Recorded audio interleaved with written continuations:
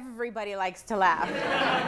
And everyone makes someone laugh at some time or another. Like the other day, Rudy tripped and fell and ate the floor, and that just about killed me. But few people pursue digging up laughs as a hobby or as a career. Sylvan Productions is a Bay Area comedy group, and they do just that. Today, we're joined by two of Sylvan's guys who dig up laughs every single week, Andrew Holmgren and Justin Gomes. Welcome to IDTV. I hear Sylvan Productions, and I think pharmaceutical company? You guys don't make drugs, do you? No, but we do think that laughter is the best medicine. Yeah. But basically what we do is we try to provide an environment for comedy to thrive in San Francisco. That's creating places for us to perform, as well as creating places for other comedians to hone their craft. We try to make shows for every level of performance, from somebody who's just starting out to somebody who's a traveling national comic from LA or New York or anything like that. Awesome possum. How did Sylvan Productions begin? It started as a young kind of high school sketch comedy group, and then a bunch of us went to college, and then a bunch of us decided that we wanted to actually make our own jobs, and we took all of our college money and started Sylvan. I met Andrew and a bunch of other cool comics in the city, and now we put on shows like 4 or 5 days a week. That's awesome. We were talking a little earlier about Sylvan Productions, and you mentioned that there's like 10 of you guys that live in a single house. Oh yeah. I know that we can't come to your house and catch a show. So where can we catch a show? Come out on Tuesdays to the Submission Gallery at 18th and Mission. We have a free improv show that's a lot of fun. Or the Dirty Trick Saloon on Clement Street. It's at 408 Clement. On Wednesdays there's an open mic, and Saturdays we have a booked showcase with the best comics in the city, both free shows. And then on Thursdays we do a show at Vitus in Jack London Square in Oakland, and that's kind of like a comedy interview show where the stand-ups do their material and then the host kind of interviews them about their material. That's awesome. So I leave the floor to you guys. Make us laugh. All right, so I think it's safe to say that I was probably born. I think that's a safe assumption.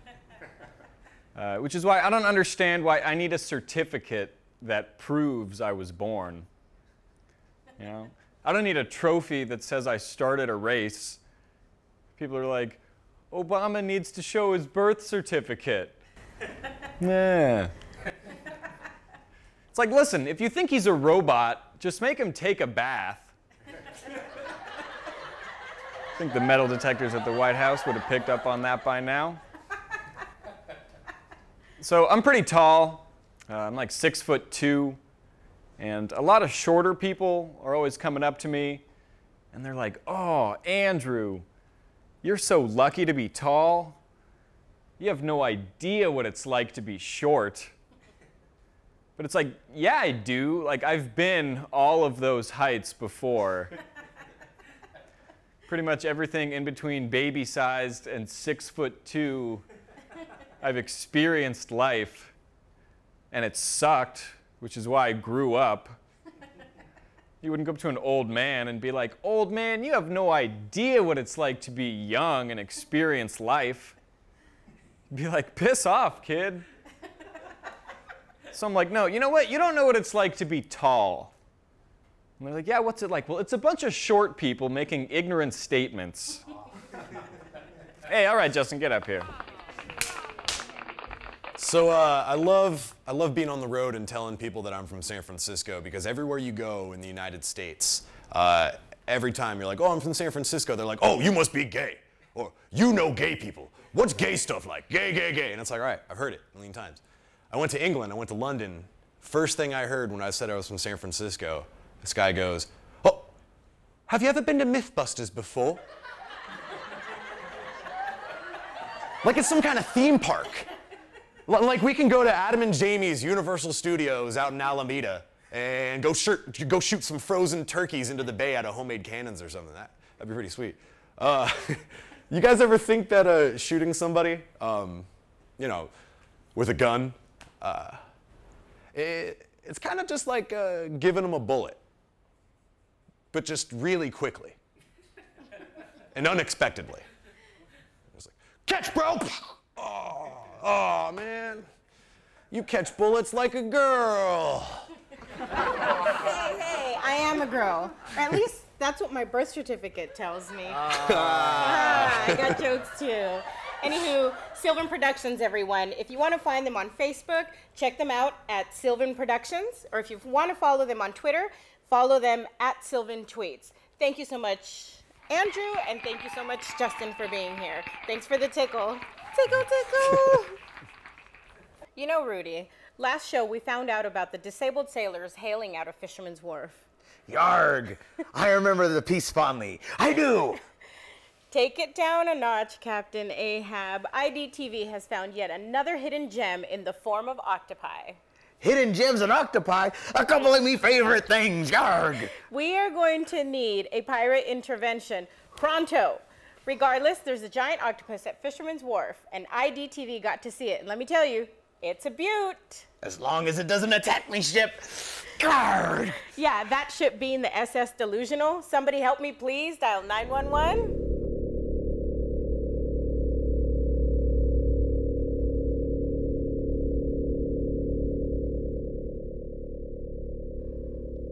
We are here at the Aquarium of the Bay for an underwater adventure with the giant red Pacific octopus. The giant red octopus can be very friendly. Giant Pacific octopus are, I guess you can call it affectionate, but they're very curious too. They have sort of a mind of their own. They taste with their tentacles and their suckers. So they want to kind of touch you and feel you to see if you're friend or foe, and if you treat them nice, they'll treat you nice as well. At the moment, we have 4 giant Pacific octopus here on display. We acquired them from crab fishermen.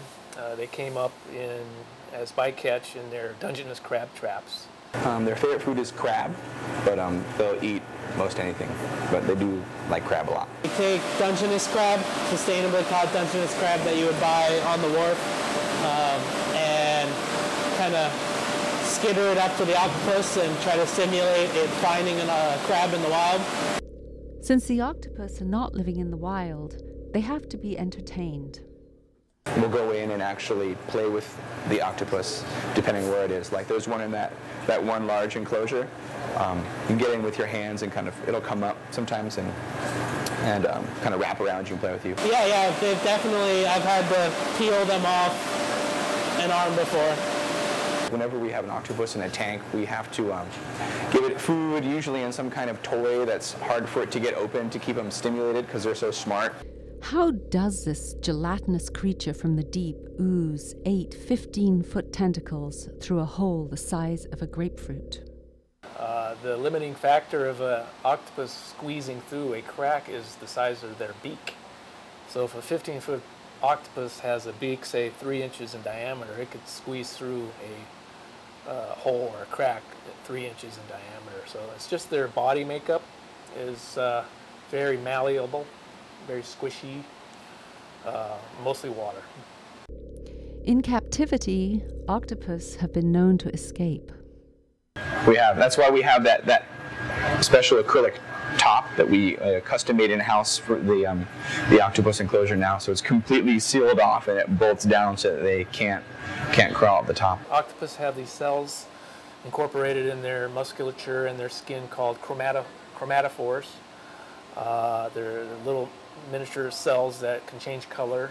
They usually change color when we feed them.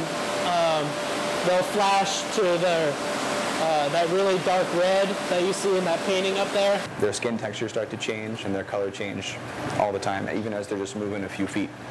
They definitely try to match their environment. If they're against the back wall of the tunnel, they'll probably be red, the darker color. If they're closer to the sand, probably a lighter color to try to match the sand. The Pacific red octopus live for up to 5 years. Oh, they lay up to 100,000 eggs. They're all about the size of a grain of rice. Yeah, and they're, like I said, they're terminal spawners. The females will guard and protect and groom and aerate the egg bunches in their little cave.